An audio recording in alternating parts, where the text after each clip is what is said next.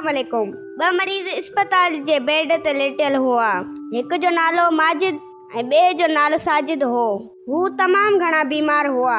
साजिद जो बेड अस्पताल जे कमरे जी दरीअ सां गॾु रखियल हो ऐं माजिद जो बेड साजिद सां गॾु रखियल हो। साजिद उथण वेहण जी सघ रखंदो हो। साजिद उथी दरीअ सां गॾु बीही ॿाहिरि ॾिसंदो हो ऐं माजिद खे दरीअ खां ॿाहिरियों नज़ारो ॿुधाईंदो हो त दरीअ खां ॿाहिरि हिकु बाग़ हो।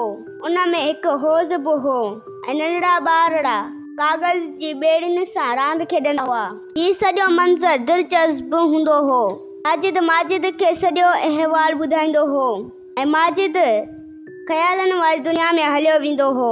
ऐं हिकु ॾींहुं डॉक्टर कमरे में दाख़िल थियो ऐं साजिद खे ॾिठईं त साजिद लाॾाणो करे वियो आहे ऐं साजिद जा माइट दफ़नाइण लाइ लाश खणी हलिया विया। माजिद ॾाढो परेशान थियो। हाणे दरीअ खां ॿाहिरियों अहवाल केरु ॿुधाईंदो? डॉक्टर खे ख़्वाहिश ॿुधाई त मुंहिंजो बेड दरीअ सां गॾु रखायो ऐं डॉक्टर हिन जी ख़्वाहिश पूरी कराई।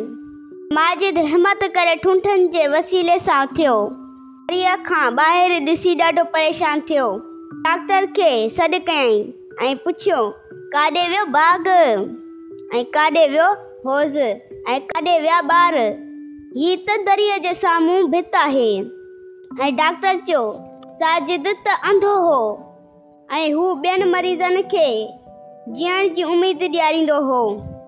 मौत त हिकु न हिकु ॾींहुं ज़रूर ईंदो, छो न ॿियनि जी ज़िंदगीअ जी ख़ुशीअ जो सबबु बणिजूं। कहाणी तव्हांखे कीअं लॻी कमेंट में ज़रूर ॿुधाइजो ऐं वधीक अहिड़ी वीडियो ॾिसण लाइ मुंहिंजे YouTube चैनल खे सब्सक्राइब कयो।